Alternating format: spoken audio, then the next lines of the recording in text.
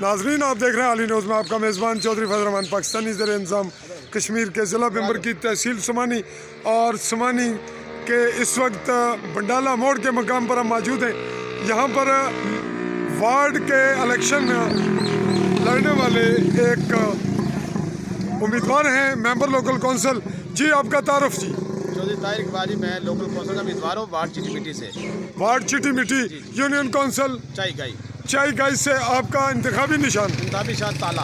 आप ये बताइएगा कि बल्दियाती इलेक्शन के हवाले से आपके अपना क्या तजिया तबसरा, क्या कहना चाहेंगे, अपना प्रोग्राम, अपनी वार्ड का, अपनी यूनियन कौंसिल का? जी, सबसे पहले तो मैं ये हुकूमत आज़ाद कश्मीर और हुकूमत पाकिस्तान और बाकी इदारों से भी अपील करूँगा कि वो बल्दियाती इलेक्शन के इनेकाद में कोई जो है कोताही ना करें, या इसको मुलतवी करना या इसको डिले करना, मैं समझता हूँ ये इस वक्त ज़्यादती है लोगों के साथ, कारकुनान के साथ, उम्मीदवारान के साथ, उसको क्लियर करें। और फिर दूसरा ये है कि इंशाल्लाह मेरा जो मंशूर है वो इलाके की खिदमत करना है, लोगों के मसाइल को देखना है, लोगों के मामलात को देखना है, और थाना कचहरी की सियासत जो है उसको ख़त्म करना है, और लोगों को बामी मेल जोल के ज़रिए यहाँ हमने इकट्ठा बैठाना है।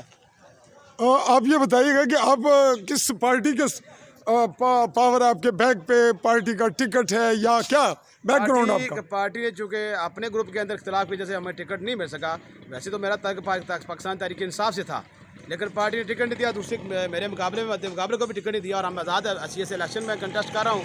और इंशाल्लाह पार्टी के साथियों का हमायत मेरे साथ है, और मैं अपनी ज़ाती भी जो मेरी एफर्ट है वो मेरे जो हल्का भर के लोग जानते हैं, वो इंशाल्लाह उनको पता है कि मैं साफ गोई के साथ अपनी इलेक्शन कैंपेन कर रहा हूँ। आप ये बताइएगा कि आपके बैकग्राउंड पे कोई सियासी शख्सियत जिसका असर आप लेकर अपने वार्ड में वोटों को इम्प्रूव करेंगे, इंक्रीज़ करेंगे, और कोई बड़ी शख्सियत या इलाकाई या यूनियन कौंसिल? मेरे साथ तो वैसे तो मैं बड़ी शख्सियत का नाम है, लेकिन साबिक डिस्ट्रिक्ट कौंसिल चौधरी मोहम्मद नसीम साहब, साबिक चेयरमैन चौधरी मोहम्मद असलम साहब, और इन जैसी कादावर शख्सियात, और आज़ाद काफ़िले के मेरे भाई जो हैं वो काशिफ लतीफ़ साहब, और इसी तरह के और बहुत सारे साथी जो हैं वो हमारे साथ जो हैं वो तावन में हैं, वो हमारे साथ हमायत में हैं, वो भरपूर हमारी कैंपेन कर रहे हैं। और इंशाल्लाह अल्लाह के फजल करम से इन साथियों की, इन बुज़ुर्गों की इंशाल्लाह मेहनत से और दुआओं से इंशाल्लाह मैं कामयाब हूँगा।